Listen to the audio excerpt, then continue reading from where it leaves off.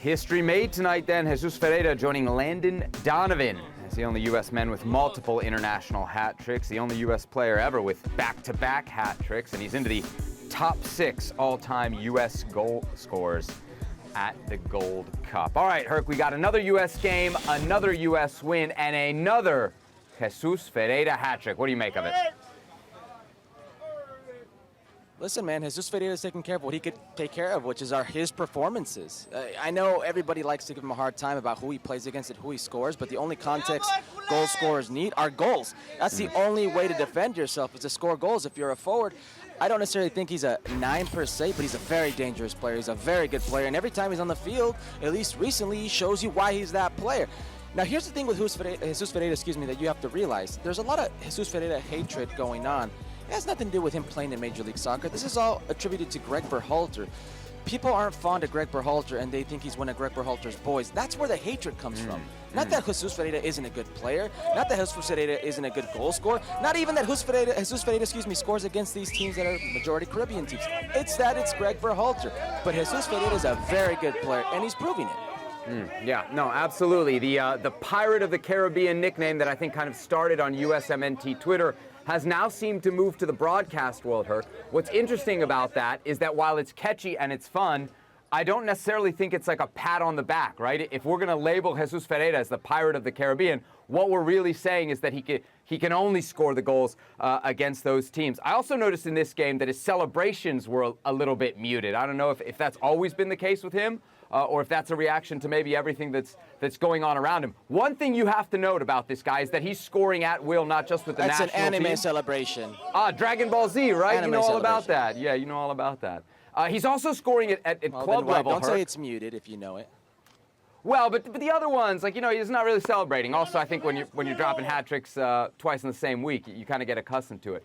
No, but my question here is, what would a European move do for Jesus Ferreira, Herc? Because I don't think he's going to prove in these competitions, even scoring 3-4 goals a game, he's not going to convince people of what he can do. I don't even think going back to Dallas, because he's now done it at Dallas for a year and a half, I don't think that's going to convince it. If we talk about guys dominating at their level and being ready to move, 22, is that right? Jesus Ferreira 22? He's 22 years old. This is insane to me. Like, the conversation around this kid is insane to me. People want But he's got to go to Europe. He's got to go to Europe for people to really view him in a different light. I think he's got to go to Europe, and I think what we're seeing now is that he's clearly ready for it. Well, I think he's ready for it. I mean, listen, you've heard me say before that I think he's going to score in a top 10 league in the world, 10 goals, 10 assists. He's going to be one of those first-time players, an American player, to go to Europe and have 10 goals, 10-plus goals, 10-plus assists. I think he's that type of player.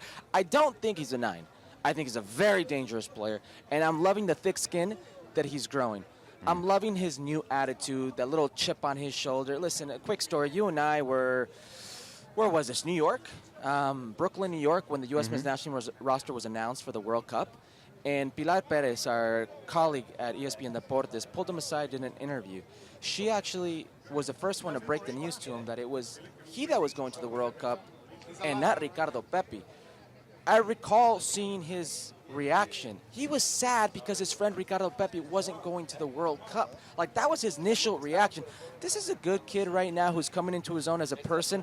Under the limelight, people don't really know what this is like. You could say what you want, but that goal-scoring record, there are hundreds of American players that would take that.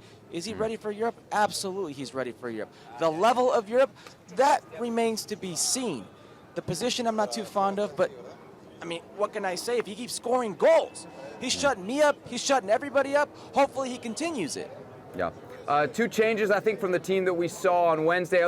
Any other big takeaways from this game for you from kind of a global level? I know Trinidad didn't really have that many chances, but they had one shot off the post that beat Matt Turner and maybe a couple counterattacks in that first half. U.S. hasn't really been tested defensively all that much outside of the Jamaica game in the group phase. Herc, you got any concerns about this back line moving forward as the competition improves?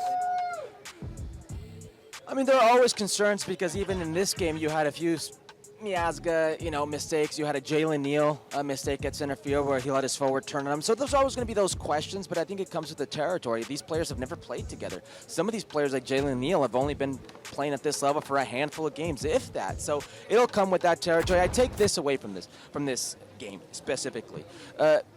You're qualified if you're the U.S. men's national pretty much, but you want to go in number one. You want to avoid Mexico. So B.J. Callahan puts what he thinks is a mixture of his strongest lineup. Listen, there is no going around that Jesus Ferreira played again, that he started another game, that Sendejas started another game, that Matt Turner started another game. He tried going with his strongest lineup for this one. Yeah, this would have been the place to rotate, you figure, but of course, with the goal being make it first, don't finish second, avoid that showdown with Mexico in the semifinals. The U.S. Able to do that and get some rotation in. They got Miles Robinson in the game. He comes off at half, but it sounds like that was planned, kind of managing Miles Robinson's minutes. Well, thank you very much for watching ESPN on YouTube. For more sports highlights and analysis, be sure to download the ESPN app. And for live streaming, premium content, and let's not forget as well, ESPN FC 7 days a week. Subscribe to ESPN+.